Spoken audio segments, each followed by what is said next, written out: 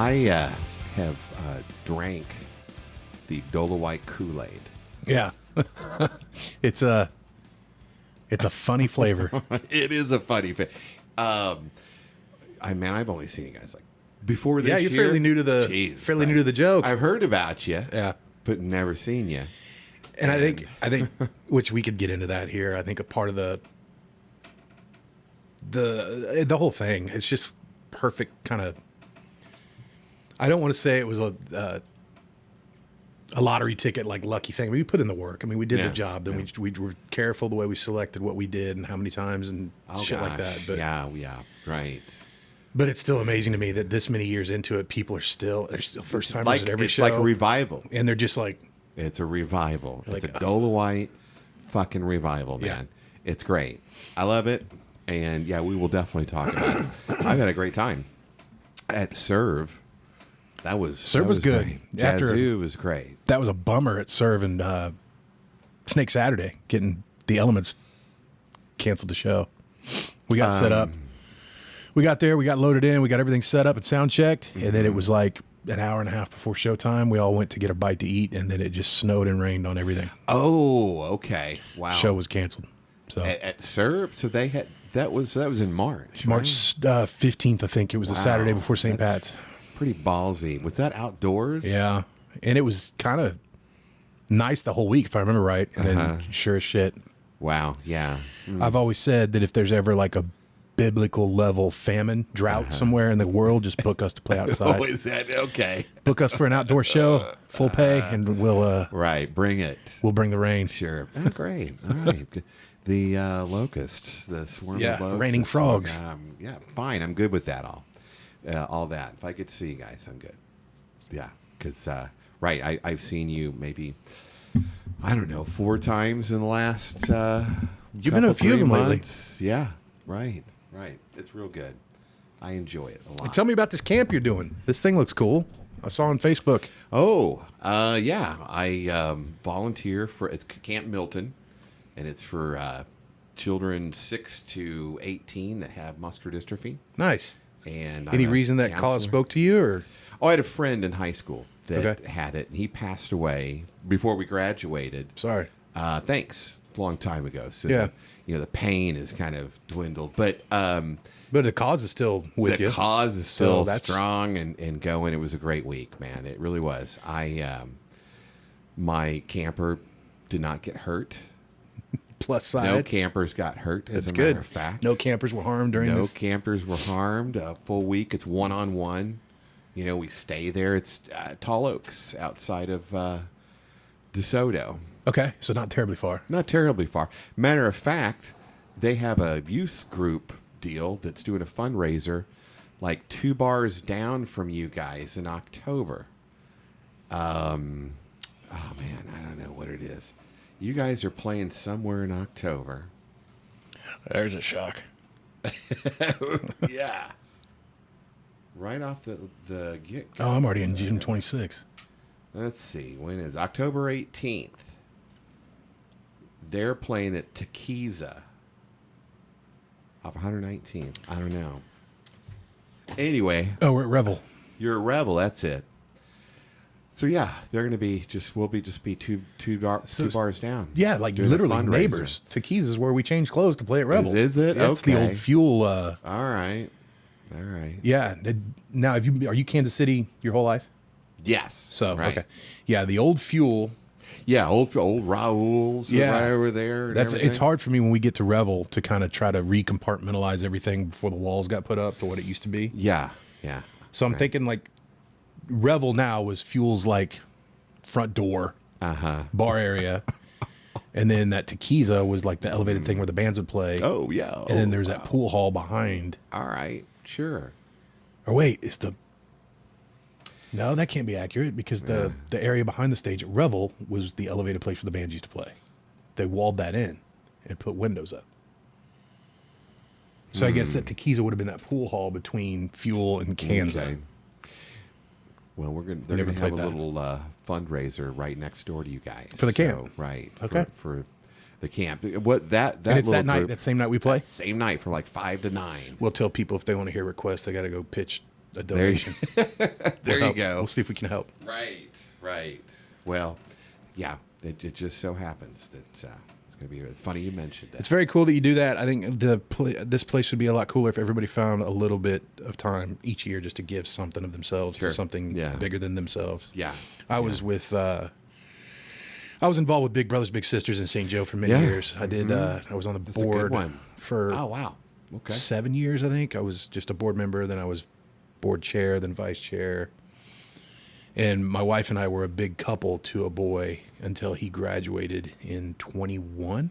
And it was cool. I mean, it sucks that you can't just wipe away their issues with a cloth and be like, I'm going to reset all your crap. That sucks. But and you're not supposed to spoil them. You're not supposed to do anything that makes them kind of further regret anything that's going on in their own situation. You don't want to I'm not giving you presents that your family can't do, any of that stuff. It's just kind of just showing them a different lens. Sure. Hey. Talking to them about them, hanging out, showing them that what their reality is not the only version. And it meant a lot to us to kind of hear some of these stories. And I was like, we got to do this. And we did it for many years. It was cool. Yeah. I think it helped our kids too, just to kind of see. Right. You may think mom and dad are full of shit from time to time, but you got to understand. Well, no. It could be worse. Yeah, exactly. We got a pretty good thing here. To see a different part of it. Every 30 minutes, I'm going to get up and restart that recorder because that only records 30 minutes, so I have to go back and repress record to start. Okay. Will you walk like this across frame? Should we? A little. Like what was that game show where the cartoon characters do dumb shit if they hit the wrong button? What's the whammies. What's the? Do you guys musical, cuss? I cuss. Thinking. Yes. Okay. Whatever, You go can. for it. Real quick. I'll try not to gratuitous. Going back to the Big Brothers Big Sisters, Yeah. real quick. I know very little about you, okay. But that much that I do know, you would be quite a role model for one of those young fun. adults. And we just tried to. I mean, you try to be a role model. I mean, that's the purpose of the whole thing. But you also just want to be there for the kid. Be like, what do you want to talk about? What's going on? And make it to where they're the most important part of it because they're typically not getting that at any other junction of their life. Right. It was very cool, though. All right, guys, are we ready to get the show on the road? Yeah. By the way, I've been recording the last 10 minutes, so there's been some good stuff. Oh shit. That's my trick. Okay. I like to hit record before I.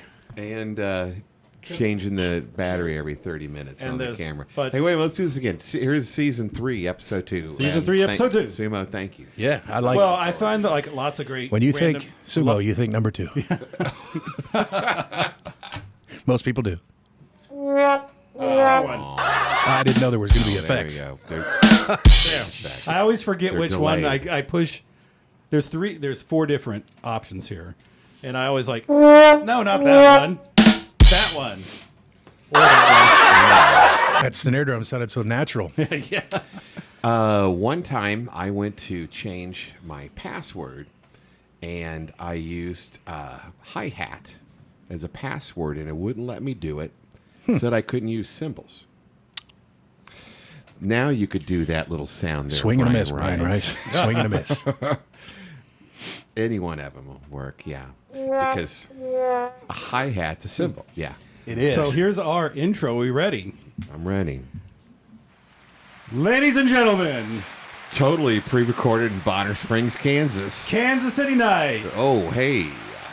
I'm Brian Rice. I'm Shannon Gieber. Tonight's guest is the one and only Michael Sumo Bransfield, drummer and vocalist extraordinaire for Dolewite. Dolewite. And you said it correctly. God bless the both of you. Which part did I say correctly? Dolewite. Oh, Okay. Well, what do people call it? Everything but Dolewite. It's usually Doe-eyed. Doe-eyed. Dolewite. Really? Yeah, Dolewite. when this started, we thought that was the most clever, comically, just going to set us apart band name. We thought it was a great idea. And you two and the 6 of us might have been the only ones on the damn rock that were in for Wait, it. so Dola, like what? No, people just say Dolewite. Dolewite. Oh, Dolewite. they don't think pronounce it's the middle. like it's an Aryan pineapple farm somewhere. And So Is it it's though? no, so it's not. Okay. So they don't pronounce the middle. No, okay. we thought everybody knew what Dolomite was. It was in half of these damn songs that we're covering. They referenced Dolomite. Sure. So Yes. Mike Flanagan, the lead vocalist, when we were learning Nothing But a G Thing, and he was we can get into that, but he didn't know any of this stuff. Really? We're like, hey, this is the idea. We got this idea for a band. We thought you'd be a good vocalist. And he goes, okay, but I don't know that music. Someone's going to have to burn me a CD. Really? This is how old it is. We had to burn CDs. Okay, So he had to go memorize it all. But So nothing. what kind of music was Michael doing at that time? Mike was when we first met, like if you guys want to go all the way back. We're going to go wherever this takes us. Let's go all the way back. Okay, I feel like I'm just hijacking the whole shit. No, this is the whole point. Great. That's the whole point. It was the year of our Lord, 19. First, the Earth cool. St. Joe, mid 90s. Okay. I started my musical journey without any kind of warning. I always loved music, but I had no idea I had any kind of ability or proclivities to try to make noise with people confidently. Did you learn an instrument as a kid, or did you just picked up the drums? Just man, I was a Radiohead. I loved radio. I was constantly taping shit off the radio and just Walkman as soon as I could, stuff like that. So Radiohead is a term, not the band in this. Both. context. Yeah, the band came later, okay, but I was just a nut, man. I'd listen all day for my favorite songs, and I'd record, make my own tapes off the radio stations, and then then I got into being a collector and a connoisseur and going out and reading and looking stuff up. But there's only so much of a lens a young boy from St. Joe without any kind of cool peers is going to really. St. Joe, Missouri. I mean, St. Joe was a fun place to be a kid. You could go, rough it up and then not get in a lot of trouble. But yeah, there was not a lot of. It was not a font of culture, so it wasn't a lot to go out there and learn. But I mean, friends would show you stuff that they were into, but I think I was one of many just suburban nerdy kids that just like listening to mainstream stuff. Yeah. Honestly, I don't think my real education musically began until I was in my 20s when I got down here. Sure. And that's when I was like, hold on to your fucking hat. There's a whole world. You're pretty much the same age range as we are. I would 24, 7, 20. You're 40, I just 27? turned 49 last week, or 2 weeks ago. Okay. Well, late happy birthday. Yeah, right. Thank you. But yeah, so basically you came of age in the 90s, which is basically the same time frame. I graduated high school in 1994, and that summer I was going to a concert with some friends, and I was singing along in the car or something, singing at the concert. I don't know. One of the kids was a bass player in a band that we were all kind of buddies. But their singer, who was a really good friend of mine, was leaving to go to Seattle for the summer to work with a relative. So the band was kind of left rudderless. I guess he spoke to the rest of the members, said, hey, this kid could actually sing if you guys want to give him a try. And the guitar player and I went to school together, middle school and high school. And he was like, no fucking way am I going to think. He thought I was just some preppy nerd dude that, no way. They called me up and I was like, no, I'm not singing. Or you shut up. And I was kind of like, can I sing? Can I do this? And I thought, all right, screw it. This is the summer of screw it. I didn't know what I was going to do. I was staring down 90s. college. It's 94. It was the 90s. Height of grunge. There you go. It was grunge time, very much so. So I went over there. I tried out with these guys, and it worked. And it was a bunch of covers, just stuff that I knew. They had a couple of songs written that the other guy wrote lyrics to, but I'd never heard them, so there was no recorded melody or song line. So I kind of had to make my own up off of that, which ended up being those songs. That band was called Ball. Bawl. Yeah. Oh, okay. And again, I thought it was edgy. Yeah. What kind of music? It was grunge. It was okay. Yeah, it was very much of the when time. I first heard Creed, I thought someone was pranking us. Like 3 or 4 years later, I'm like, oh my God, we're not the first complete rip-offs of Pearl Jam. But as much as St. Joe kids can do, it was good. We had some good stuff, and we had a nice little following, and there was some crowds that really got into it and made us feel special. We made a couple tapes, and a lot of people bought them, and it was very cool. We just did a 30-year reunion this last year.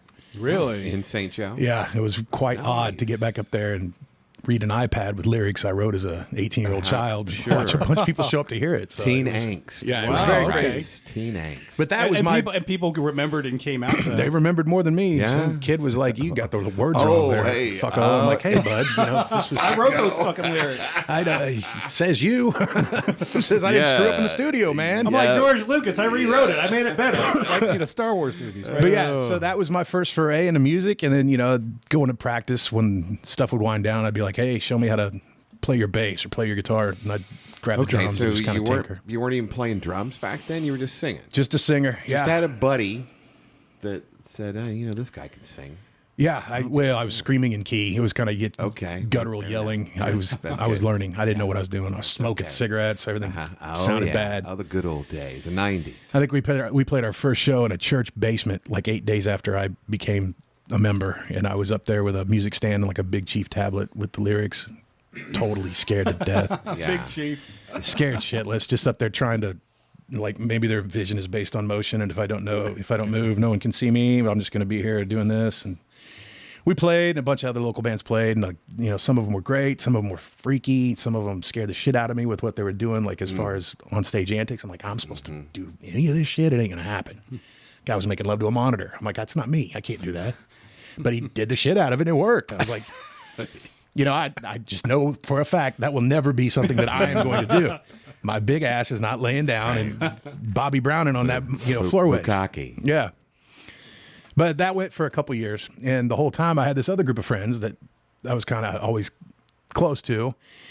And they were into more music, you know, the skateboard stuff, the funk stuff, the hip hop stuff at the time. And, Yeah. and they were talking about starting a band. And they actually did a song or two with Ball. We played the music and they did the vocals. And that was Warren and Adrian from Planet B, or Dolewite. That kind of set something off on me. I was like, this is exciting. Like, this is new. This is more up to speed of what I'm kind of vibing into right now. So that was when I went and joined with them, and that became a band called Planet B. That was in 96.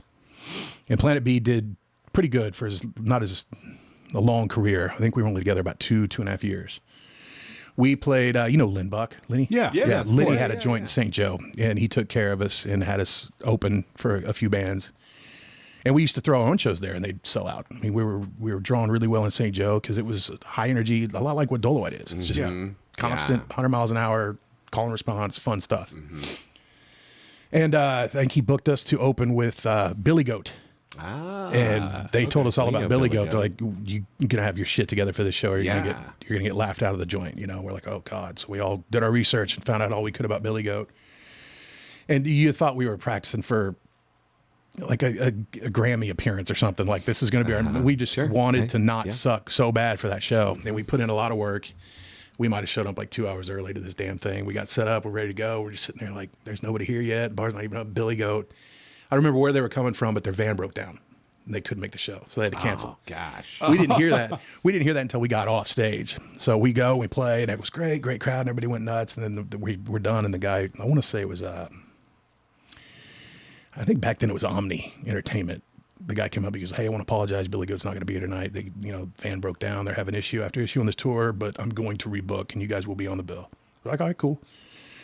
And I want to say maybe it was 6-8 weeks later, they rescheduled.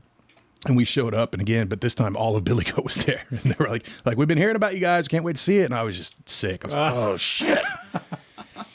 We played, and it went well. And then they couldn't have been sweeter and more like they were just like cheerleaders. They were great. You know, again, I think the oldest one of us at that time might have been 21. We're all young, just kids, no real barometer to kind of gauge where we're at musically or performative wise. We were just kind of doing what we thought we'd want to see. Can you fill us in on who Billy Goat was? Yeah. Billy Goat was probably the world's craziest and greatest party band. They started in Texas. I believe they started in Texas. They were based out of Texas when we started playing with them.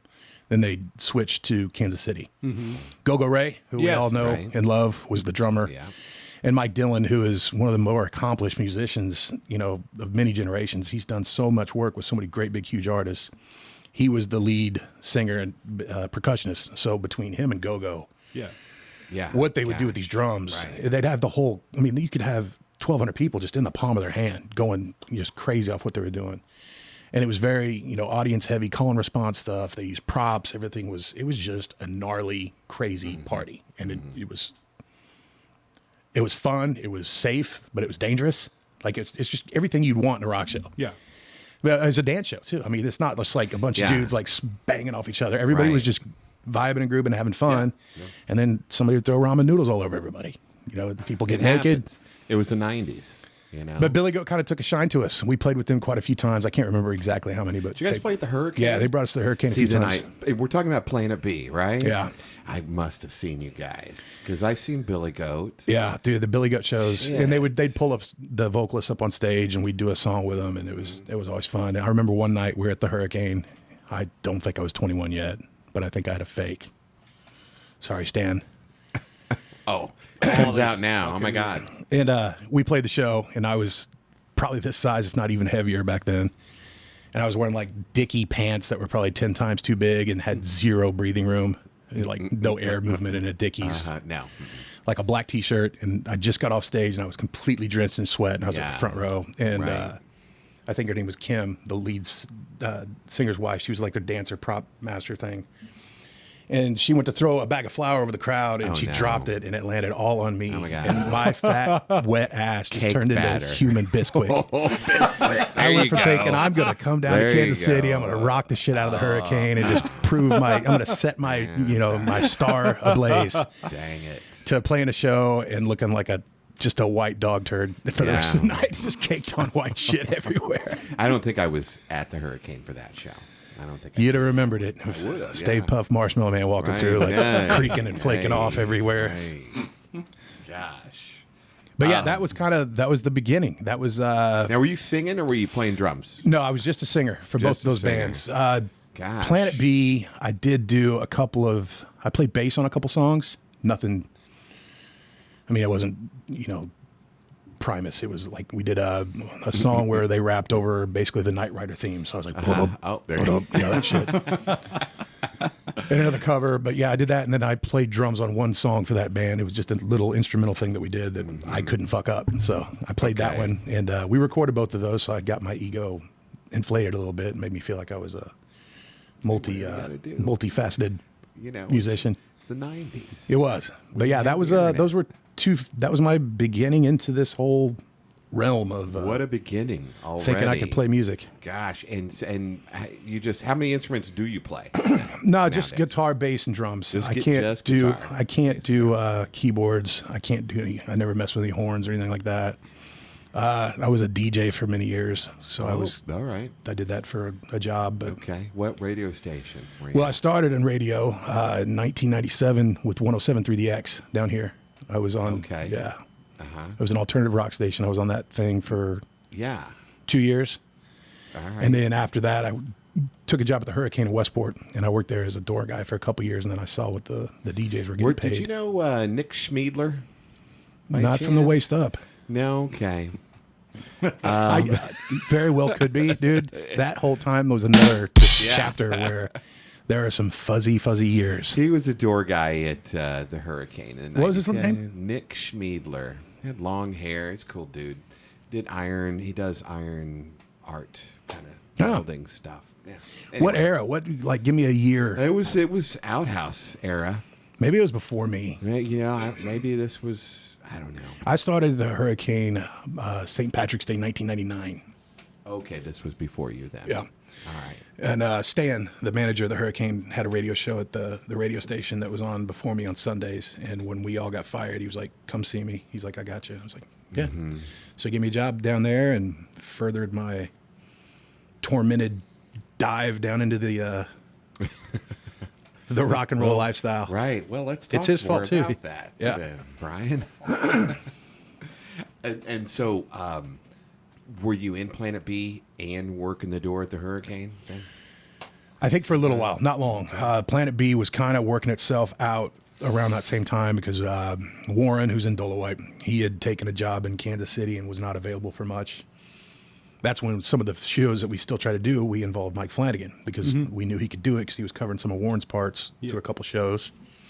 And Flanagan used to, he had a band that we played with Planet B a lot. He was a bass player, lead singer, and he would get up and do some stuff with Planet B during shows. We used to rent a full adult chicken costume, like a big mascot uniform. We rented from this costume lady, and he would show up and they'd crowd surf him all over the damn place in this chicken outfit.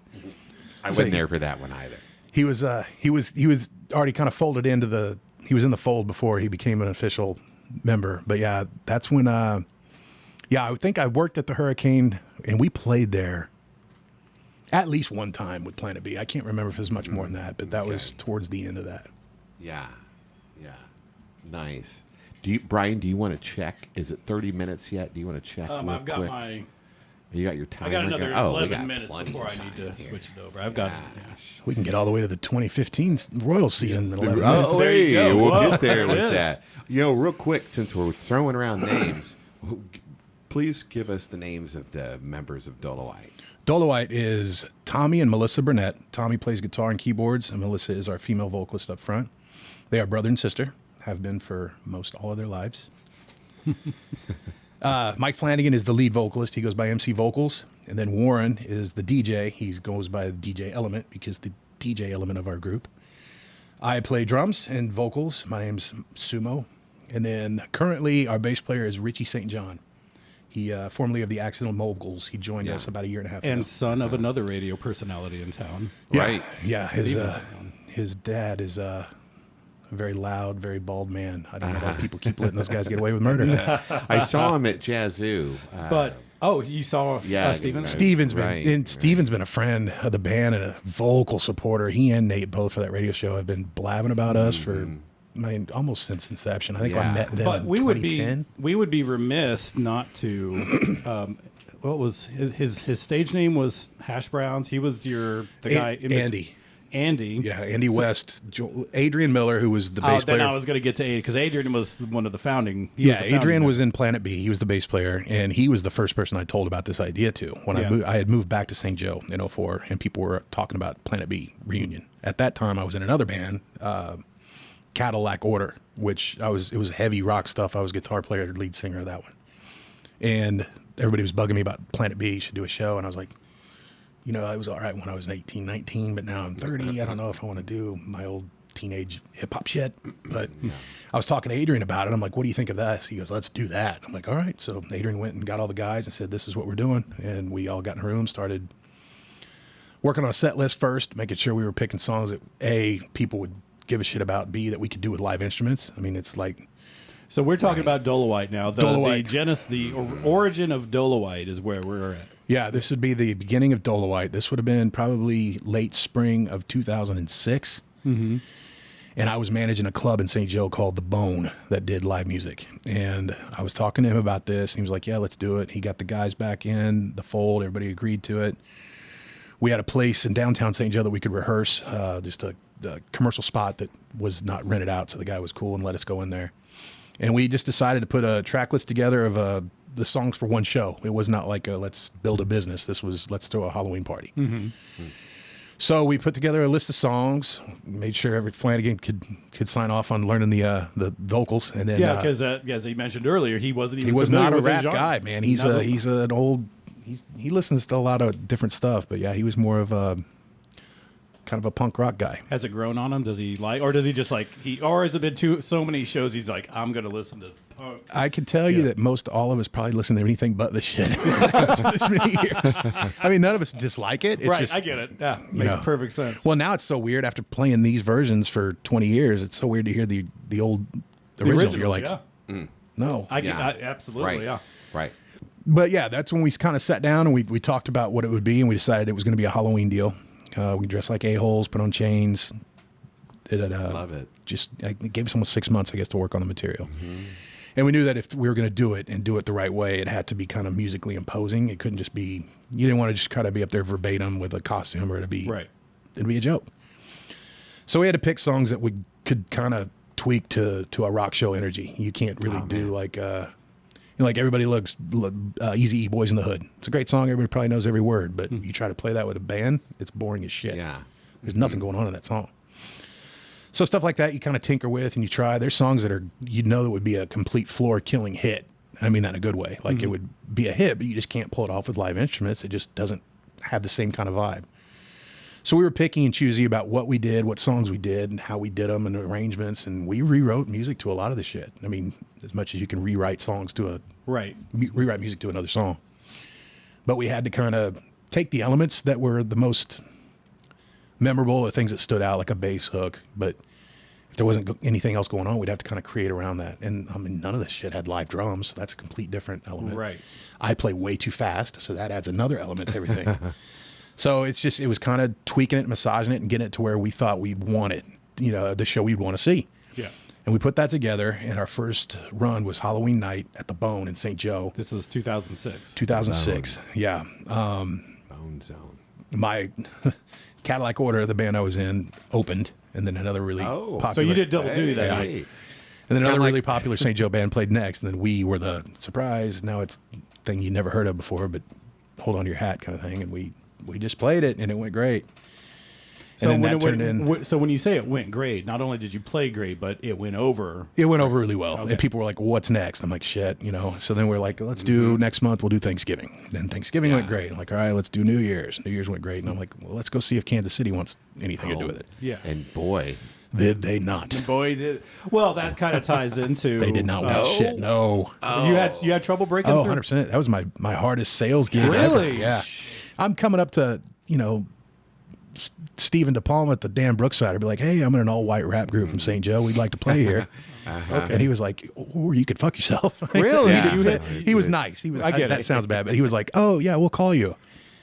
Crickets. zeros. Well, really? Because I was about to say that was the place where you kind of blew up. It in was, Kansas and that City. was due to the Zeros. Okay, so Our 'cause St. fellow- Joe friends and the Zeros, Yes. fellow St. Right. Josephians. Josephians. Yeah. Sean Poors. And Larry was Larry. the kitchen manager back then for the Brooksider, and Larry had spoken to Michael, the owner. He's like, "Hey, I've been hearing things. You might want to give them a shot." So he gave us a shot, and it went great. And then he immediately booked us, I think, that night for New Year's Eve. And that blew up. Yeah. Right. And the next thing you know, we were there like every month, and it just kept getting busier and busier. I and remember the those crowds. But yeah, that was the Brooksider was the first to give us a shot. And because you had obviously known Larry from Yeah. St. Joe. He's a fellow St. Joe Yeah. guy. And, Sean and Larry, and Sean, and then yeah. I knew. oh, Outhouse. Yeah, Sean, I knew was at- Sean and Brad from then- Outhouse from Yeah. the Hurricane days forever. Right. And then, they all just kind of they vouched for us and got us a shot, and it took off. I mean, it was. There wasn't many gigs other than that. I mean, I It's think all about building relationships and being cool. I think as the Building Brooksider bridges. thing started to really take hold to where people knew to look out for us like every week or every month, then that's when, my other contacts from Steve from the Hurricane that owned the record bar. He's like, hey, I got a guy that wants to book you for the record bar. So stuff like that would help. Yeah. And that was just extra exposure. But again, I don't want to sound like it's, shucks, we didn't know what we were onto, but we just didn't know that it was going to turn into this. It was like, Right. we're not going to disrupt anybody's lives. We're not going to screw up any relationships or jobs. We're going to do this as we can, where we can, if it makes sense. And this shit started happening. You're like, all right, let's go to the Ozarks for a weekend. And then you're like, now we're doing that 4 times What a is year. it? Backwater Jacks? Is That was Horny Toad. We were at Horny Toad. Toad? Okay. The first time, time was hilarious because we were booked. I had put out feelers to see about it because I'd seen some of the area bands working the scene. I just wanted to see, A, if it could be for us. B, I didn't know what it paid, if it was worth doing for a 6-member band with a PA rental. Gosh, 6 members?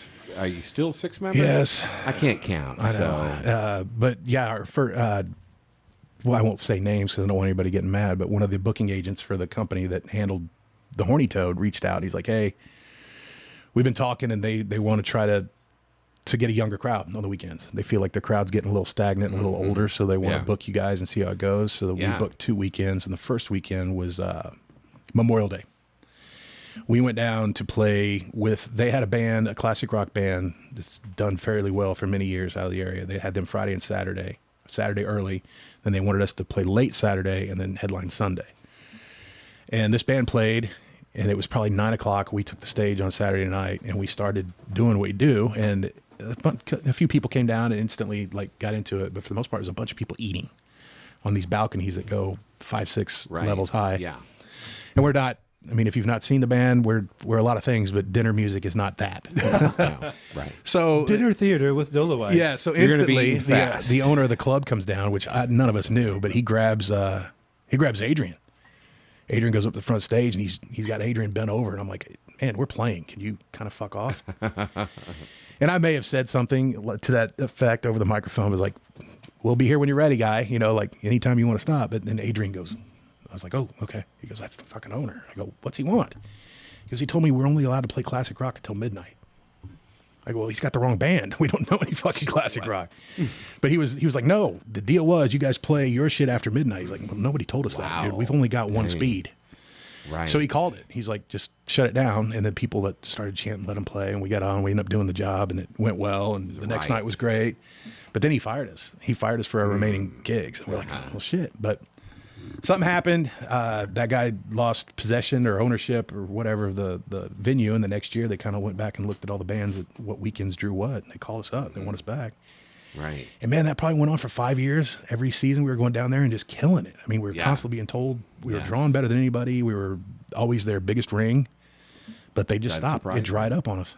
Huh. At one point, it just Well, Would like it dried up Weird. as in the crowd stopped coming, or the gigs. venue? No, the crowds never stopped. Just the offers did. Okay. And I'm wondering too if we were taking a lot of production down there because, like I said, we decided if we're going to do it, we're going to do it big. So we were really paying a premium for extra lights and sound. We wanted it to blow it up, Right. and that probably got to where they're like, we can't afford to do that anymore. Yeah. Which I get, Yeah. but again, Well, I mean, it's not worth your time. It's not worth your time. it's I don't want to say that because it was worth our time and it was fun, but Yeah. you're also you're either bringing your family and that can be a whole headache, or you're leaving your family. So you're like, is this hassle worth all this shit? Yeah, I remember I happened to talk to one of the guys, was it Mike or Adrian, because he was still in the band. It's like, man, you guys must just be hanging out, having a great time all weekend. It's like, well, not necessarily, because you've got to conserve your energy during Saturday. It's 130 degrees. You can't be out, you can't be getting play crazy 4 hours. during the day because you've got one more show that night, and then Sunday you just pack up and go home. There's no. It's a work weekend. They are a blast. I will say those weekends are a lot of fun. We're going to be down there this Saturday for a corporate gig. So it's not like we refuse to do the stuff, but Dang. it's Is it Shady Gator or Backwater? no, it's at a hotel. It's not at one of the venues. Oh, is it the what's the hotel you guys went Encore? No. I'd like to put that place. Looks pretty sexy. It's got a great stage. And I think the guy that owns that is the guy that owned the Horny Toad when we were told not to play. Oh no. He's chill now. He's relaxed. He's relaxed. No, I mean, I do kind of miss those weekends, but they were a lot. You'd have to, most assuredly have to take PTO on Friday because you got to be down there Yeah. to Yeah, load in. and it's like every cover band, you've got day jobs. Yeah.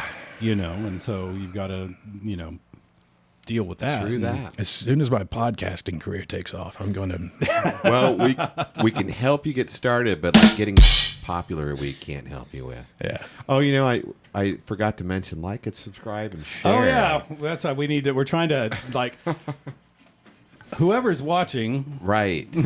like and subscribe, not just to our Facebook, but to our YouTube channel. Yes, and Spotify. Get us to 125 followers and subscribers. or 5. Is that On one a monetary? Spotify. Is that the Something like monetized click? We actually have something like north of 300 Nice. followers on our Facebook page for the Kansas City Knights Facebook, but Spotify has like exactly one Oh my God. Yeah, it's horrible. and our better at it. our YouTube channel has just over 100 people following. Yeah. It's just because I think So everybody you really don't nobody have to thinks- worry about what you're going to say. No, I think, 107 people will hear it, Right. assuming they bother to click. and I'll just for my own thing. I'm so just rooted into my own routines and shit. I don't listen to half the shit I should be listening to. Like, No, same. I need to go check. I want to check out all my friends' shit, but then I'm like, I'm going to listen to the Royals on the radio, and I'm not going to think about anything, and I don't want to hear anything. Yeah, I'm not even listening to the Royals right now. But Yeah, I know that's they a did touchy win. subject too. They did win last night. Hey, real quick, you were talking about crowds. Crowd. Crowds. I like to say that the Stolen Winnebagos, if they were to post on Facebook they were going to do their laundry somewhere, they'd pack the laundromat. Yeah. Dolewite posted that they were going to do their laundry somewhere. No one believes that we do laundry. Well, They would show pack- up just to see They what the s- fuck is this There would bullshit. end up being like broken washing machines. Dolewite makes out of T-shirts so they can dish have soap. T-shirts. Do you guys do you have merch? Yes, You we do have merch. Yeah. I love the logo. I love that logo. I Yeah, love the what you put Adidas up. ripoff. Yeah. It's strong. Yeah, it's great. It's great. So you play drums and you sing now. Yeah. Right? And at what point did that happen? The drums were something that intrigued me. Like, I guess if there was ever a thing that I tried to do as a kid, it would be like laying out pillows on the ground and see if I can get my limbs to do something independently of each other. Okay. And, I'd listen to the drummer. I think I always kind of gravitated towards the drum playing in some of these records. Like, I think it was the summer of 6th grade. Like, Appetite for Destruction came out. So much shit came out that summer that I was just like, everything just changed me. Yeah. And I was just, 87 was a seminal year in It was in nuts. music. It was. Yeah, I 87 was- through 89. yeah. So I'm like, that was my, when I started listening to shit and paying attention, trying to hear what people were doing. That's about that time when that happened. And I always kind of tried to see if I could do it, like pantomiming drums, but it's not something that's easy to learn, especially when you don't own any of the shit. So I'm at practice. If there's a second of downtime, I'm like, move, give me the drums. I was like, fuck off, man, But they'd give me a window, after the practice, like, all right, let us get out of the basement before you start fucking beating on this. And they let me mess around. So after a while, it came. I won't say it came naturally. Shit, I don't think it's still. Did you ever take lessons? No. You just figured out like intuition and stuff. Yeah, I just try to mimic stuff. Like I said, just messing with stuff. You know, you kind of just dick around, and if something, you kind of trip on something, like, oh, that was kind of cool. I wonder if I could do that again. You keep going until it's duplicating. But yeah, the drum stuff was. I did drums for a small little window in. I want to say it was 2000, 2001. One of the guys at the Hurricane had a punk project that he was doing. He was in the band TV50 back in the 90s, and he was the drummer for that band, and he had written some stuff, and he wanted to record it and try to put a band together, but he needed me to play bass on it. So I learned the bass lines, and I recorded the bass tracks for the record, and he actually had the drummer for Season to Risk, who's a fucking alien. Yeah. He had David play the drums on that recording. So I was playing bass. This recording of this drums was so like clean, and every strike was like purposeful and intent, and it was just sexy. So it made it real easy. And then we started playing a little more, and Mark practicing, and Mark was like, I think I figured out a way that I could split my guitar signal to a bass cabinet, and I could play both. If you want to try to play the drums, we can at least keep working on these songs. So he kind of suffered with me learning how to play punk rock drums in a basement where he was learning how to play bass and guitar at the same time. So that kind of... Yeah, do it with punk rock. Yeah, and then his bass player came back into the fold. The original bass player came back in and took over those duties, and then it made for me having to get a little better quickly so I could play with two guys instead of one. And we did that band for a little while, and it was good. It was getting some following. 15 Minutes Fast was that band's name. And then those guys ended up deciding to move to Phoenix. They had some independent label interest, and they were all getting jobs for a street team for that label, but they needed to move, and I just couldn't do it. Yeah. So I stayed behind, and they ended up getting a fucking drummer that I heard on some recordings that was 10 times better than I ever was going to be, so it worked out better for them. Well, it's worked out pretty well for you also. Yeah. You're talking about Dolewite. I mean, you've got Warren mixing, DJing. I'm sure you've got some tracks. No. Going. You don't have any tracks. It's just Warren and you. He's got some samples, like some intro samples, and he'll do some push button stuff for like, horn blasts on House of Pain or some of the sound effects on like It Takes Two. But no tracks. Everything's live. Okay. No, I don't think it ever occurred. Excuse me. I don't think it ever occurred to me that you guys don't use tracks. Because you've got Tommy on keys, and then. Warren does his thing, not just spinning I guess I just looked at what he was doing. He's just spinning records, No, he's just scratching an intro or scratching some kind of, horn blast or sample. But no, there's no tracks. The closest we come is Tommy's really putting a lot more in his rig lately. He's got a lot more stuff that's going on that he's not even scratched the surface of what he can do with it yet. But we're not really. There's not going to be any kind of, and I don't want to sound like I'm in any way belittling that stuff, because I hear bands doing it and they crush it. It's just not going to work for us. Mm-hmm. Yeah. I don't think that without me playing to some kind of locked in metronome, which will probably never happen, will probably make me. So you guys don't even play to a click track? No, I'd probably lose the sticks. I don't think I'd be able to focus on singing, drumming, and a click. I'd just be like, okay, too much. Yeah. I figured you'd at least have a click that you're all keeping in time to. Anytime and much to the guitar player's detriment. He's like, dude, he's like, could you slow down a little bit? Like, sorry, bud. Tommy's chill. He can handle it. Until I piss him off playing too fast. Oh. But it never occurred to me. And all this time. It's all live. That's why. Right. And nobody I would think, figure that. That comes, I think, without people realizing that's part of the appeal. I think that is kind of what separates it. Like, you got 6 people. Do you make any money? He's like, no, but it takes 6 of us to do this. Like, it takes 6 people to make this noise. So. What a great noise. It never occurred to me that you guys don't even use a click track. I just thought at least there'd be like 1 or 2 tracks to get something going or whatever. Nope. That it was, Closest thing we've got is a sample to intro it, and then I'll know kind of exactly what the verbiage is to cue the start or when the 4 count should start. But it's all live. But, man, and that was, again, going back to the initial part. It was like, we need to make sure this is good. It can't be a yawn fest where we're trying to... let's talk about how you mixed all that, because I love it. I absolutely love what you guys do. Tommy, especially, I mean, when you just throw that rock guitar background part of it, it just works so well. And you got Mo she's great. Yeah. So, yeah, just talk about that a little bit. Who came up with that idea? I don't know that it was necessarily an idea or a genesis of a plan. It's some of this stuff. You play these songs, and at the end of it, there's a solo out that maybe hasn't been the same way twice in 4 or 5 years. And then Tommy comes up with an idea just on the fly to put like the end of Hip Hop Array. I don't know what year it was when it happened, but it wasn't in the inception of the group. But the end of Hip Hop Array is a kind of a solo out with one more chorus vocals at the end, and it's over. And at the solo, he was just kind of doing this wispy kind of thing. And somehow his hands went to playing the guitar line for Everybody Wants to Rule the World. So now that's his outro solo is everybody has dick all to do with Hip Hop Array or Naughty by Nature. Right. No one said, hey, you know what I think about for this song was some Tears for Fears. But it just fucking happened. And he did it. And I'm like, what was that? He goes, I don't know. I go, it was fucking great. He goes, all right. And it was there. And it's been there for 15 years. That's awesome. But I mean, stuff like that, like the end of House of Pain, Jump Around. We go into the Immigrant Song by Led Zeppelin. Yeah. Just stuff like that. It's just trying to be. You just When stumble they think upon this it. is coming, hit them with this kind of thing, you know. Yeah. So speaking, there's two distinct points that I'm thinking of now. The first one is Adrian's departure from the band because he took a pretty well. He took a job. You don't just get up and move away unless it's a great career opportunity. He had an opportunity that made no sense to pass up. And so he moved to Colorado, left the band. Was there any question like, do we stop or do we find somebody? 100%. Yeah, the first discussion was Adrian wants to leave. How do we feel? You know, do we want to keep going? Because at that time it'd been 9 years. And so this was 2015. I think it was early 2015 or it was at the end of. I want to say he told us, and his last show was New Year's Eve of 2014 into 15. So yeah, December 31st, 14, I think was his last show.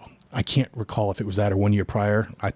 I know he missed the World Series championship, but I can't remember. That's how my timelines are all fucked up in my head. Is like what our teams have done. Super Bowl. You mean the year the Royals won? I know the year that we won it, he was gone because I was texting him and he was like, he was going kind of crazy because he had gotten into it too. He didn't get to be in and Kansas his kids City. both played travel baseball, so they were a baseball family too. So it's kind of hard when our team starts getting good and you got to split. And you can't share it with everybody that he's 8 hours away trying. And nobody gives a crap about Royals baseball in Colorado. No, God no. Hell no. They don't even care. They don't care about Rockies baseball. Yeah, that's what in I was going to say too. I can't. That may be false. But no, Adrian came with us. He came to us and he was like, man, I got an offer for a gig that I just don't think I can pass by. I'm like, don't. Like, this should not be. None of us have any idea how much of a runway we've got left. Right. Yeah. Right. You can't have delusions and go, well, I'm going to scrap any kind of career goals or upward mobility because I want to play Bust a Move every weekend. So yeah, he took the gig, and I don't remember if we had long conversations about it, but it was like, if we want to go, who do you guys have in mind? And we tried out a few people. Marcus Words was a guy that did a lot of shows with us. Yes, I remember. Adrian got hurt pretty bad on the job. He's an electrician. Oh, yeah, I remember that. And I can't remember what time it was. Probably a year or so before he'd left. He had something from a work site fell and broke the shit out of his arm. He was lucky that it wasn't worse. Yeah, I remember that. I mean, hell, inches away, it could have killed him if it hit him in the head. Exactly, yeah. But it broke him, it took him out for a while, and we had to get some replacement guys to step in. So we had a bit of insurance that we knew we could do it. It wasn't going to be the same. Just never going to be. Adrian was a dynamo. He had quite a stage presence. But we knew we could do it. So we discussed it, who the options would be. We tried out a few people, and Andy, who we called Hash Browns, who was in the Transients, another band that was doing good in the scene with Patrick Willem. We reached out and offered to him, and he said, yeah, he'd be into learning it, and he stepped in, and he was great. I mean, Andy is... I told him he made me such a better player. He was just... He's very good at his instrument. He's very patient, and he worked with me very well. Like it's almost like he was a hand to make sure that I wasn't falling by the wayside. And it was good. That was really good years, and I insist that made the band better. Okay. I mean, Adrian was a dynamo to watch on the show, but Andy, like... So why did Andy... He tethered me. I think he tethered me down and kept me, like, from kind of... I think with Tommy and Adrian and I, in the early days, especially with my remedial knowledge of the fucking instrument, we could do 3 different things at times, 3 different tempos and shit. Somebody be in front of the beat, somebody be behind the beat, and I'm trying to bridge the gap, and I'm all over the place, that kind of shit. Whereas Andy was much less notes, more just rooted in. And it was good. It was just good. It allowed me to kind of focus a little more on just my internal, like, kind of metronome and sticking with that and be kind of learning how to be a pocket player instead of trying to be flaily arm guy. Sure. You know? So it helped. It definitely helped me a lot. So why did Andy have to depart? He's a crippling racist with a bunch of problems. No, I'm kidding.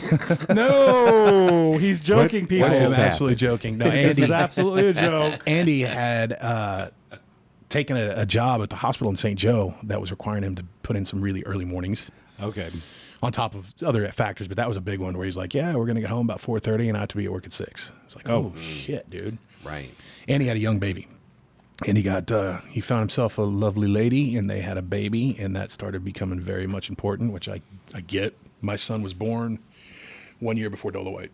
So it's pretty much, Oh, so he's grown up with that. yeah, he's not known dad Anything not being other- an asshole on the weekends. Yeah, his whole life. How many kids you got? Oh, I'm sorry. Go I ahead. have 2. Well, and that takes us to my second point is that you actually retired for a very, very, as it turned right. out, short period of time. I had gotten to where I was done. I was just kind of tired of it. I was beat up. We were going kind of heavy pace. And this was 2022. Yeah, a couple years ago. And I'll tell you, looking back on that, a lot of it, we had, Zach that you knew, Yes. our production guy that kind of was with us from inception. We lost him. Zach took his life shortly after COVID. And it screwed us all up a lot, but I just found that it was kind of that foot in the door of me being like, why do I put up with anything that goes wrong if I don't have to? Like, I'm sad about my friend. I shouldn't have any bad nights. I'm getting too old. My kids are getting too old. I remember your first show back. I think it was your first show back at the Old Well. And your first show, and you had Dean Foles on, was running, I think he was running sound that night. Might have been. But I could just see in all of your eyes collectively, especially yours, that there was just... It took a lot of air out of the sails, man, Yeah. because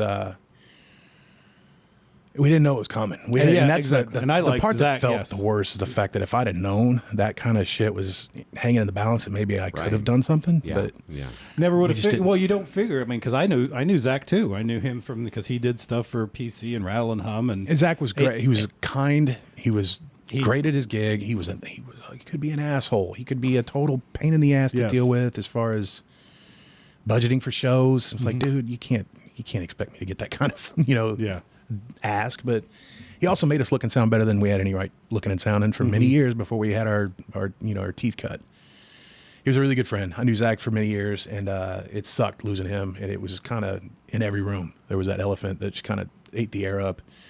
So if somebody did something wrong or somebody made some bitchy remark, I'm just like, it just kept hitting me a little closer to the bone each time. And I was like, I don't want this anymore. So I decided I was going to step away, and the band decided that they were going to try to do some of the track stuff because I did so much vocally. And that's when they were like, no, this ain't ever going to be that kind of band. So that was a difficulty that I put them through that I wasn't planning on. I was really thinking I could just back off and it'd be fine, just kind of the same way. And it should have been, but the way Andy replaced. well, and see, but Adrian. but Andy replaced Adrian. It was never the same, but it was good. It was a Yeah, new, right. good branch of what that band could be. But And that's I what thought you- that's exact because Yeah. And I'm not fishing for compliments when I say there are fucking many drummers in this suburb right now that could blow me away. It's not about my proclivity with the instrument. It's just kind of what I can bring to the show. But I didn't think that was going to be enough that it would be Impediment for them to yeah, continue. I thought they'd be fine. It'd take them a minute. Somebody else would have to pick up kind of the ball and some of the vocal stuff, but I didn't think it was something that would be a real problem for them. And it worked out to where it just wasn't right. It wasn't going the way they wanted to go. And I will not tell you, I did not miss it almost instantly. After a couple weeks off, I was like, shit, do I need to start another band? Really? So right away, you kind of realized you were missing it. I was missing it. But And then wasn't we had the- some conversations and things got But- smoothed over that were kind of left unsaid. And everybody was like, So there was some like friction within the band at that point that you're referring to when you say not that. friction really. There was just, like I said, after this many years of lot doing of this hurt. stuff, You there was know? hurt on my part, but there was just, with any group, I'm sure that they've got weekends where you're just like, I do not want to see you guys right now. It's like, God damn it. And then after 19 years, you're like, And like most bands, they'll go out on tour, they'll rehearse, they'll get the tour ready, they'll go on tour 2-3 years, however long this road warrior thing is, and then they'll fuck off for 18 months or something and put the next project. We've never had that. It's pretty much been since go. Like 08, 010. It's a few weekends a month they're going to this. So the drummer that filled in, I remember you telling me at the time that he was just like, what the fuck is, well, the impression that you gave me was that he was just like totally like didn't know how to deal with the situation. The personalities, it's a lot. It's like a marriage, the shit that works for some people won't hold it, you can't hold the bag with other people. So it was just a lot of, he's from another band and he was like, this is how we are. And I see how you guys are. It's like, didn't you like each other? Like, we all like each other. Like, you just, you have to understand if somebody's pissed off, they're not going to fucking bite their tongue. They're going to be like, hey, fuck you. It's one of those deals. And maybe I think that comes from us being friends for so long that it's like, you can do that. That's that. You can that just bite your built-in tongue, seal. roll your eyes, be like, "Oh fuck, not today." We'll readdress this another time. But you pick your battles, and you're like, some days I know that I piss people off. Some days somebody will piss you off. It's just one of those things. But then we can have a fucking show, and everybody gets done like that was fucking great. As soon as you start playing, all the bullshit goes away because people are getting off, and then you kind of lose it. But the whole and especially like living in St. Joe, they've got an extra 2 hours drive time. Yeah, for every show down here. So who all still lives in St. Joe versus now in Kansas City? Tommy, Melissa, Warren, all live in St. Joe. Okay. Richie, Flanagan, and I live in Kansas City. Okay. And you have moved back for your job, which what do you do for your big boy job? I just took a new job. I'm working for outside sales for a door security company. Okay. Doors, access control, stuff like that. Okay. It's an industry that I've been looking at for a long time. My brother's been in it for quite a while, and he's just been widely successful. So he's always like, "Get in. It's not going away." All right. As long as Americans like to treat Americans like they treat Americans, they're always going to need security. So. Americans. And then, from what years were you in prison to get all of your great tattoos here? Oh, that was I love them. You've got a lot, and they're great. They're almost all legal drinking age. Fine. Okay. Invest in sunscreen. Sure. Yeah. Anyone that you're most proud of or like the most of your tattoos? I don't know that there is. Okay. Fair enough. Hey, I got that up here. I like. I got a couple here and there. I'm working on. I'm just gonna do the left arm, but you got both. Yeah, man. I kind of rebelled as soon as I got a chance of freedom. I went crazy. I mean, hell, my first probably 2 or 3 years of being tattooed, they're all covered up. Not that it was anything bad. It was just bad. It was just bad work. Yeah, right. So once you start getting good work, you look at the other shit and you're like, that's got to go. Right. Yeah. Gosh. Yeah, the tattoo thing, I was a collector for many years. And then my kids ate up all my disposable tattoo money. That happened. Do you feel, is your employer, are they aware of what you do? Are they difficult? Or, like, hey, I've got to take this day off because we've got this gig. Everybody throughout the years has been pretty cool. I mean, you got some of us have, like really corporate stuff that it's going to need to go above board and give as much notice as you can. You're just going to have to use PTO for certain stuff. Yeah. I feel like in this day and age, I don't think especially, many people know exactly what we do. You're like, you tell them, I'm in a band. I play on the weekend. They're like, oh, that's nice. And then nice. Oh, hey, just see. A few of them will come see it and like, Jesus, you didn't tell me that was what you did. Yeah. I was like, oh, it's great. Well, I feel like in this day and age, right, they're going to be very flexible with letting I feel like it's tough to find good employees in this, probably. especially post COVID. So if somebody's good, okay, take that day off. Don't worry about it. And we really don't abuse it, and we don't need that much of it. Like I said, we were talking before, this little stretch we're on right now has gotten a little taxing with some of the early Friday stuff. We got to be there at like 3:00 to set up, but as long as you're like I said, when I took this new position, I was up front. I'm like, there's like 6 days and I'm going to need at least a half a day on a Friday. And like, that's fine. Just let us know. We'll plan for it. So, well, this year it's like a Dolewite revival. It is. It's kind of you keep thinking at some point, this is going to get kind of old hat for people, or B, someone's going to take our idea and do it better than us.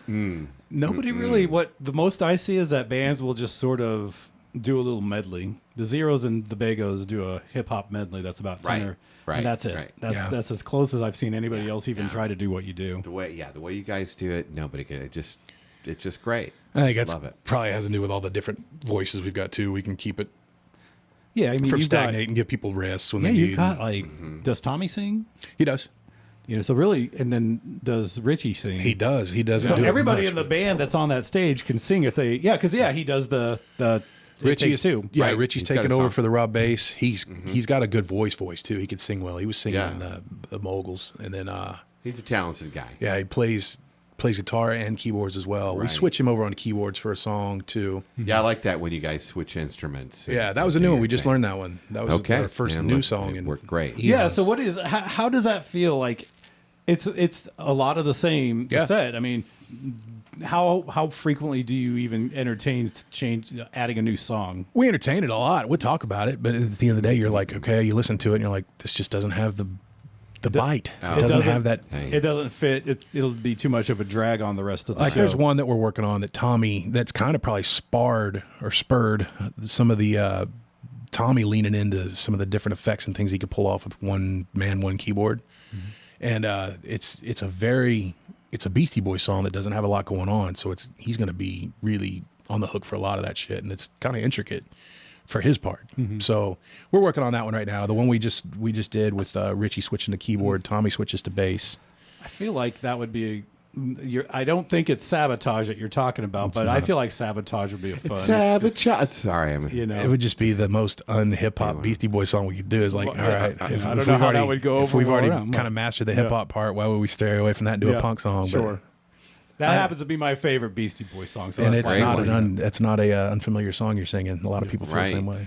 Right. And we used to do a lot of other ones, man. We used to do was it? Didn't you do Sweet Caroline for a while at the opening of your second set? No, we've never done Sweet You never Caroline. have done? Why do I think you did? Who? Don't stop believing that.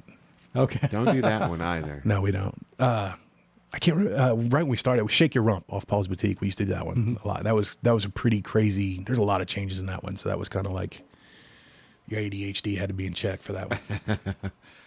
It seems like Tommy is a professor. Tommy's Kinda, a mad sorta. scientist. Yeah, He's a different brain up there. He does a lot. He does. He's always done a it. lot, man. He's always been like multifaceted. He was the first guy at the party to break out some kind of instrument, and he's always been. That's been Tommy. Great, and you've known him like since high school. Yeah, since at least 90. I think Him and Mo? 93. Okay. I met Mo shortly after because Yeah. hanging out at their house, little sister was in there making fun of all us Yeah. olds. Little did you know that she'd Yeah. be singing backup. She adds a lot. Shit, Singing leads. Yeah, I'll she just sing kicked leads. in the door. Yeah, my bad. Yeah. My bad on Yeah. that. Yeah. And that was fun because, like, before when we started, I was doing the female parts, and it was like, yeah, maybe we should see about getting a proper female. Good thing you switched. Tommy's it like, up. there's always my sister. It's like, bring her in. Right. She crushed it. Yeah, she's fantastic, man. Yeah. All you guys. And she So to watch the performer that she's grown into over these years. I mean, she's like completely. There's no crowd that she doesn't just take in her hand and do with what Yep. she'd like. Yep. Seen it. Yeah. Well, yeah, I'm just thinking the Decades show was not too long ago. Decades number 2. Decades 2, and there's going to be a Decades 3 and 4 later this year. Yes. And so What, later this year? they're doing Yeah. a Halloween thing. The same Oh, bands. that's right. Halloween at the knew Voodoo that. Lounge, Yeah. and then New Year's Eve Right, at the New Voodoo Year's Eve. Lounge. I knew that one. I remember that from our interview. Our backstage on the scene interviews. that Man we've on done. the street. Yeah, I drank all your beer backstage, by the way. I don't drink beer. I like this. Oh, well. That's the good stuff. I drank all somebody's Dolewite's beer. Which show was That's this? for sure. Decades The era, Crossroads. Decades. Right, is it called Oh, Grind? back in that bar area Yeah. back there. Right. Is it Yes. Grinders KC? Yeah. That's Grinders. it's changed. It's no longer Crossroads KC. It's Grinders KC event venue. Yeah, Grinders I think concert so. event or concert venue. It's a great one. Gosh. I love that place, dude. Yeah. Talk about a frickin' gold mine in the middle of Right. the city. Right, right. So is that the one you love out of all of them, or do you have another venue that... Man, it's. I don't know that it's a venue thing as much as it is just a crowd. Like you have your favorite crowd. Like that one Yeah. was that was one I don't want to forget. But yeah, they've all been good. In some stretch, there's always been really good things to remember about each one.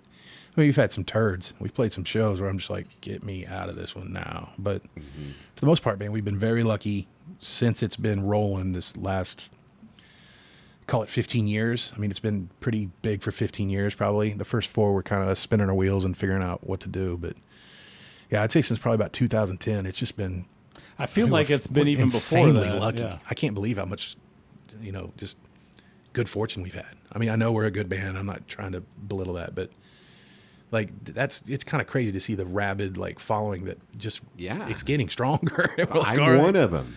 I am one of them. Yeah, we're very you're a lucky. None of Reese's us take it for granted. Shannon's at all. a very recent. He's a Absolutely. You may put on my Dolewite outfit.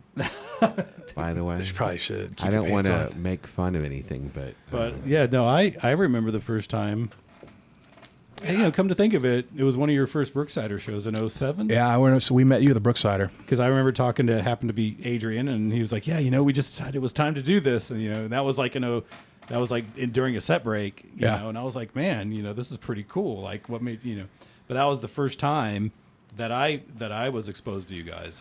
Many were. That was the first time for many. And like I said, I wouldn't have thought that a what would you even call the Brooksider, a sports bar and a strip mall kind of thing. It wasn't like a huge venue that was known for breaking bands. It was just. but it was. It did. A lot of You bands. weren't the only band. No, Not at all. So they Right. just sort of used that. It was funny. Those are some good days. And at Back that time, too, I was still managing up in St. Joe, Room 107 up there. So I was bringing remember some of that. the bands, and that's where I was kind of meeting all the other bands from the scene, and we were kind of building the alliance that way. Let me get my Dolewite look going here. Hang on. You're good. Let me get one here. Snoop Doggy Dog. Okay. You're in. You're hired. That's it. That's all we needed.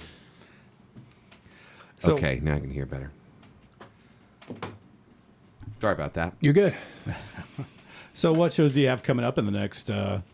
Now we've talked about you're doing Voodoo with again the Decade show that we referred to in case anybody missed it or doesn't know what we're talking about was a special triple show where Disco Dick and the Mirrorballs covering obviously disco played 1 hour 70s, 80s, and 90s. and then the Zeros did new wave 80s for an hour yeah. and then you guys did 90s era hip hop for the third hour. Yep.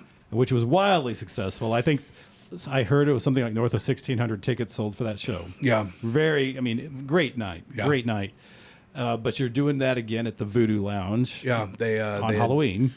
They had weekend. reached out and wanted to see about doing some kind of deal. And that's the thing is like in our run of doing this band, it's very rare that we get to play with anybody else. Yeah. You just kind of load into these places and you set up a rock venue, add water, rock club. Yeah. You put all the shit in place, you play the 4-hour show and you get out. So it's not usual for us to be able to share a night with somebody. And when Sean brought that idea to me from Would this be McClenny Yes. or Force? Okay, McClenny. McClenny brought it, he's like, hey, I've always had this idea. And he'd been telling me about it for ages. He's like, I just need to find the right place and the right, time that works for everybody's schedule. And he was working with Grinders and he reached out. He's like, what do you think? I'm like, I'm fucking for it. Let's do it. And everybody was remarkably available and we did it and it just went great. And then, they came back around asking for number 2 this year. Mm-hmm. And then Voodoo was asking, and I think it was Sebastian was working with them and kind of ironing that one out. Sebastian being the drummer for Disco Dick. Yes, Disco Dick's drummer, and he's kind of taking the reins with those and setting those up. But I think it's going to be kind of more the same, about the same kind of timeline vibe. I know this last one I talked to Sean and Larry and Brad about we got to find a way to kind of cross-pollinate and Get everybody playing yeah, with each that'd other. be get nice. everybody at least on a couple songs, find Right. a way. So that'll be Yeah, we'll have to that's get a on great that. idea. Yeah, So that's the Voodoo Lounge on How many's a Halloween. Voodoo Halloween weekend. What's it? Halloween night. Halloween night. Which I think is what, Friday? Does Halloween land on a weekend this year? Yeah, How much does the Voodoo hold? How many people? it's a Friday this year. It depends if they open the upstairs or not. We've never had the upstairs open. We've had some really good crowds there on the lower level. They obviously, we saw Extreme there last year. Right. We did. And with Living Color, and that was a pretty full place. That was a great show. I bet it's north of 1,000. Okay. I wouldn't be surprised. All right. And then New Year's We'll Eve. be there. Fair enough. I'm in. Do you like those 1 hour long sets though? Does it feel like it's like, man, we just got up here, now we're done, or it's like, hey, it's going to be just Capacity's 1150. Sorry. So there we Voodoo's go. capacity is Okay. 1150. Very good. All right. Thank you. I do. I mean, it's not something that I feel kind of guilty. Just feel like I'm going to make money to play 1 hour. It's like, okay, all right. Yes, please. Yeah. Can Right. we do this every time? Right. But no, I mean, it doesn't, you get to, not that we have much fluff in the set. It's not really any phoners, you know, but you really pick the ones, and you're like, all right, it's Yep. Right. just pound them for an hour, Yeah. hit them hard. You guys are going to be the closer, or the headliner, so that makes that a little different. They're all headliners. We're Let's just not, the, let's right. not- We're the last. We're the ones that Yes, don't there have to you worry go. about leaving a mess for anybody else. We can biggest Yeah. messes we Well, want. if you get to hang out with everybody, a lot of split crowds too, because Yeah. they'll come and see, you know, their favorite out of the three and hang out. And And that's a good thing too. After these 2 times playing together, it looks like we got a pretty good swath of mutually beneficial gosh. like Right. listeners. They Yeah. seem Yeah. to like really stay and play for all of them. they were never like exposed to all three, and maybe it's the first time they've seen Yeah. the other two. Yeah. Yeah, this last one was great. I mean, the weather, it was weathery. And it was on the still- chilly side. It was a little chilly, but man, it was packed. It's better than that damn Quiet Riot one when it rained on us. Was that last August, September? Yeah, It was Grinder's anniversary show. It was like us and Frog Pond and Quiet Riot and Stretch. Okay. Okay, I remember something Yeah. about that. Yeah, and we were flirting with like disastrous rain the entire time, and then it kind of went away until we got off stage, and then it just kept dumping on people. I was like, yeah. Wow. Quiet Riot played, there was nobody there. I felt so Yeah, bad. I mean, I was there. right. I got to give Rudy Sarzo a hug and act like Oh, that'd be great. Yeah, man. act like Gosh. my Reese, 10-year-old he was like a daydream. bass player Yeah. my was like- growing up. I was like, I love you. And it was weird. And I didn't know. I was Yeah, like, I'm not going right. to play it cool. I love you. I've Uh-huh. always loved you. Can I hug you? He goes, yeah. I can. Yeah. You know how happy my little ass is right now. Like little me somewhere jumping up and down with a awesome. tape recorder. That's awesome. Well, you know what? While we're talking about it, what other famous people have you played with for? Oh, shit. Matt. Not many. Not many at all. It's not open any opportunities for you to like actually No engage. hip hop guys. Anybody? No. No. Did you do a show with Nelly? Yeah, we played with Nelly Okay, at the there you Ozarks. go. We did a show with Nelly. All right. That was weird. They left all their equipment somewhere else and had to use ours after we'd already humped it up the hill in the trailer. We're like, oh, yeah, let me go break this shit out for you. Yeah, we played with Nelly. That was weird. Man, a lot of Chiefs guys will show up, and they're very cool, you know, but Yeah. nothing, no real like celebrity guest hosts or anything. It's So there's no big Taylor Swift showing up with Travis Not yet. at a Not yet. backstage at a show. Yeah, That'll no. happen. yeah. It'll happen. No, nothing like that.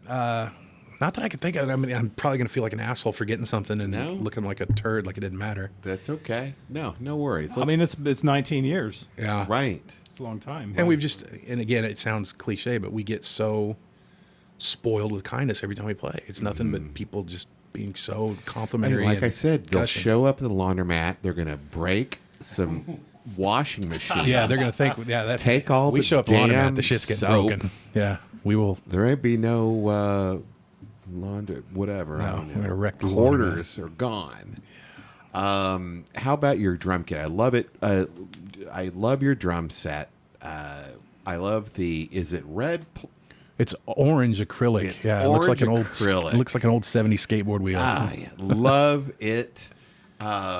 Just talk about that. That I bought that set in 2019, I think, right before COVID snuck its teeth into us, and then I went from being like, I got this nice sexy set to I may never play him again. It may never happen again. So it was weird, but I bought that set, and I was kind of, again, being a novice, you know, I'm still kind of learning how to tune them and what kind of TLC drums need. I don't know any of this shit, so I'm learning on the fly. Yeah. Luckily, I've got a guy, Crash, that helps us set up and tear down. He's a drummer, Yeah. so he knows all the shit I'll never learn. Right. So he's just a fountain of help. But I bought that set. I'd seen it online, and I want to say it was on Reverb, which is a used gear site. Yeah.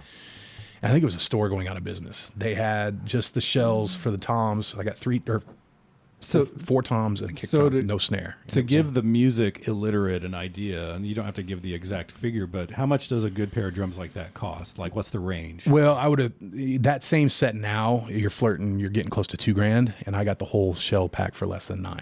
Okay. So I had a honey of a deal. What a I couldn't deal. not get it. Okay. Yeah. And luckily, COVID I have a prices. snare drum from my other set, the Yamaha set that I played for many years. It still sounds great. So And not only that, but you incorporate a drum pad. I see your drum pad that's next to your Right. hi-hat. I Yeah. think it's in the, Yeah. for the hand. And a lot of those, you'll see almost every band has those rolling Sure. multi-sample pads now. And a lot of those, that's where they're loading their tracks. So we could, if we recorded tracks, Right. I could load those in there and I could play them and set them. You know, Tommy could play them off of that from his Yeah. foot pedal. Yeah. We not even scratched the surface of what that thing can do, but I use it for like big, low 808 bass drops that I've tuned to different, keys. And like hand claps and like a cabeza, stuff like that. Yeah. Just Yeah. little things that I can kind of play electronic percussion with. But Right. for the most part, it's the big bass drops and the hand clap thing. It seems like you lead that band. I mean, as far as when I see you guys play, you're given verbal cues here Well, that's and there. the drummer's job. Yeah, kind of command Okay, central. all right, Yeah, I all run right, kind of cool. the set list. I guess I would be the keeper of the set list. And I kind of keep in mind, I'm a good go-between seeing if Tommy's over here fucking with his, sounds, getting his sounds dialed up on his keys, or if he's got a pedal problem and Warren's over there scratching the sample to start the next song, I'll be like, hey, I'm kind of Yeah. the go-between. Right. Everybody is- else which- plays which- with in-ear monitors too. I'm the only one that doesn't have that. So I can hear the entire room and Okay. I can hear shit, I'm not ready. And I can be like, hey, stop. Well, which is the drummer's job in general, I feel like, in any band. Yeah, I'm So- like the safety patrol back there. All right. Good to know. Good to know. But yeah, I always kind of, I don't know if it was ever an intentional or discussed thing, but I just kind of took the managerial side of it over from Jump Street and just, I do the booking, I do the paying and receiving, all that shit. Wow, gosh. Well, you're a leader, man. That's for sure. You are. Of something. Well, it's been an incredible thing to be witness of through all these years. It's very cool. It's given us some great memories and opportunities, and we've met so many cool people. This town didn't know us from Adam, really, and we've had, just like I said, I won't ever downplay the successes because, I mean, that's just kind of, it is what it is. I mean, I also won't thump my chest and be like, look what we have accomplished. Like, we've done everything everybody's doing. We're working well. But Right. I'm proud of it. I'm very proud of it. I'm Yeah, very you guys proud are of working. You're making money. Yeah. You're doing private gigs. That's always a good thing. Those right are there. Some of those can be just weird. I call it. Yes, Those exactly. Yeah. Those are hoe shows. You show up and you get paid more than you do to the places where people are going fucking pretty nuts for you. prostitute. Just give me the check and here's your Humpty dance. I need to go to one of those, Brian Rice. No, I don't. I'm kidding. I don't. They are a thing. It's a weird thing. We've done some that are great, and we've done some where, like, we did a wedding once, and the bride booked us and told us that we were the groom's favorite thing to do. So we set up. They hid everything under sheets, and then they brought the groom out, and she gave him a present, and the present was a whole Adidas tracksuit and gold chain. Nice. So he's like, holy shit, this is great, like Dolewite or Doughwhite or whatever he said. And then she Dolewite. brings out some others and they all dress up. And then they're like, and here's the rest of your present. And we come up and everybody's like, yeah, we played one fucking song. And it was a fart in a fan. Like, no one warned Nana that it was going to get real loud. Oh. So the wedding party went from like, fuck yeah, Dolewite to bye. And they were gone. We're like, all right, I guess right. we're going to have band practice now. And Yeah. Nana was freaking, what? It's always good on paper. Like, this is my favorite thing to do at the bar. Why wouldn't I want it at your wedding? But it's two different things. It never works out. When I used to DJ, people would ask me to do their weddings. I'm like, please warn your parents. Yeah. Yeah. No, I used to be a mobile DJ. And They wanted the club experience. Like, Yeah. you want me to play what I play at the Hurricane? Yeah. All right. Warn Nana, because Yeah. I don't Watch out. have the chicken dance. I don't have any of that shit. There's no electric slide, guys. It's gonna be this. Oh, two of my favorites. So yeah, it's been, some of them are weird. Some of them are great. Some of them are very like, I don't think we thought this out well. You know? Yeah. See, basically the best ones are the ones that like decades. You Yeah, know, those where- are great. And all of our normal, I guess you'd call them residencies that we're at, repeat, bookings throughout the year. Those have been so good. And we've even started adding to that. I mean, we added, what was it, the place over here? I'm drawing a blank. Place over in off Shawnee 435. 435 and Shiny. Starts the Barley's. B. Barley's. We just Oh. started playing How did we Barley's. not know that? Yeah. Yeah. We've done that twice Right. now, and That's both right. of them were Oh my really gosh. good. Hey, we got to stand behind them at Barley's, and that's where I really saw what was going on. And then Thirsty Bull is a new one up north by the airport. Yep, we need to do that one. Yeah, we were there Saturday. That was one. They're like, a buddy of mine reached out. He's like, I'm booking for the Bull. I'm like, I don't even know what the fuck those words are. Yeah. He goes, it's a new bar up in by Zona Rosa, and they want to see what it would take to get you. And I'm like, well, first off, it's a country bar with a mechanical bull, and you want the local rap band to come do a set. Right. All right, but something like that. Our issue with me is I want to look at. We don't want to oversaturate a certain part of the metro. So if I'm at the Brew Top, which is right as the crow across the fly street. a quarter mile away, I don't want to be anywhere close to this with that. So it's kind of there's a good massage you got to do to make sure that the gigs are separate, by enough calendar and metropolitan area, so you're not completely overdoing it. Do you still do the landing in Liberty? We do. It's not as much of a clip as it was before. Like COVID kind of changed everything with that too. Right. Really? So I mean, I haven't been there. I think we do probably- 4 a me year too. there. We do 4 a year there. We do, I think, 5 a year at the Brew Top up north. I think we're doing 4 this year at the Bull. So instead of going once a month, I've separated it to. Yeah, you spaced it out Yeah. so that you're not, Yeah. as you say. Yeah. But it's a lot. I mean, we also added there's a new outdoor volleyball place up there called the Sandbox that we've done a couple times, and I've heard of that. it's drawing very well. Like a lot of people are showing up. Right.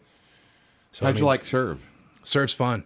Yeah. It's weird because we brought so many subs. I think Derek brought 12 subwoofers to that one. I think typically we bring 4. So he either doubled or tripled. He at least doubled it. He might have tripled it, but the literal concrete was shaking. Like it was. It sounded great. Yeah. That was a great night right there. It's weird playing that far away from people. We're used to kind of being more on top of them, but it was still a fun night. People got into it. So Yeah. Real good. it's again, like I can't make up my mind and have preconceived notions about any of these shows because you're never going to know what you get. It's- Yeah. Right. I'll show up to. We showed up to Dolewite. one not far from where I live now. Really nice area. It was a house party, and I was like, "There's no way we get through 4 songs," and it went all night. Come to find out, he was paying cops. Well, What you got to do? He's like, he's like, they're not stopping the party. I promise. All right. Like I said, the crowd, they'll be running out of dryer sheets, laundry detergent. I'm hearing commercials where they say scent beads now. It's as a laundry thing, a yeah, little shaky. yeah, exactly. We'll Hey, just give scent beads out to the crowd at the real laundromat. quick, talk about your family, real quick. Your wife and your My family kids. is the best thing I got going on. Your wife must be fantastic. Just She to is. put She's up a- with. very patient. You've been married this whole time, right? We got I- married. yeah. We got married in Halloween of 05, and Dolewite took off Halloween of 06. So she had 1 year without me being Peter Pan on the weekend. We were together quite a while before that. We started dating in 2001, and we got married in 05.